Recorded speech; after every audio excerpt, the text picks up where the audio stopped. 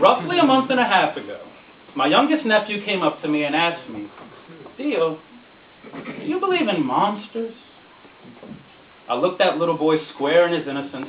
I let the deception roll off my forked tongue with such an ease it seemed rehearsed, and I said, Jackson, you know monsters aren't real. In that moment, my long-standing policy of never lying to children disintegrated like a vampire in the sunlight. I felt my convictions transform within me like a werewolf, writhing and reeling in agony under the full moon of my hypocrisy. I went from Jekyll to Hyde malformed, and along with me my principles, but I just couldn't tell them the truth, because not only do I believe in monsters, but I've seen them with my own eyes. They walk among us, disguised as men, pretending to be human. Monsters that would snatch away your slumber just to sell you back your dreams.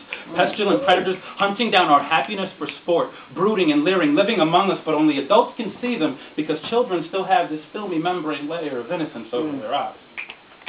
But in recent generations, that filmy layer seems to peel away earlier and earlier and earlier into their childhood.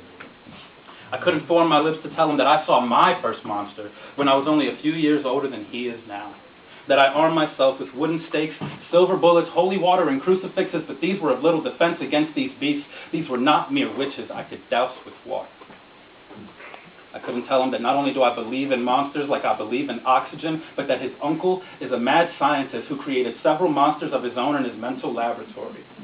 That he crossed the DNA of several opposing emotions, spliced the genes of his thoughts, mutating the genetic makeup of his opinions, giving birth to creatures so foul they could muscle the Jabberwocky into submission, so malevolent they could send the Leviathan back into his abyss, so terrifying they could make the boogeyman wet himself as he turns coward in a fetal position, so vile, so violent, so vulgar they could make Beelzebub step his game up. Monsters. Monsters with putrid breath, hulking, clumsy things with their knuckles dragging along the brimstone pavements of my iniquity, eyes moist and burning with hatred, trust hanging lifelessly from their horns, teeth sparsely residing in a mouthful of discontent dripping with the acidic saliva of deceptions I've endured. I couldn't tell him. I couldn't tell him that even though I created these monsters, I grew to hate them for what they showed me about myself. And the only way to combat them was to become an even more horrible monster. And what I became was so disconnected and so savage that I sent my monsters running to the furthest corridors of their realm, and now they hide inside the closet and under the bed because they're more afraid of me than I ever was of them. I just couldn't tell him. I couldn't tell him that not only do I believe in monsters, but that he comes from a long line of mad scientists. His lab genetically predisposed with all the equipment he'll ever need to create monsters of his own. One day he'll learn the truth on his own.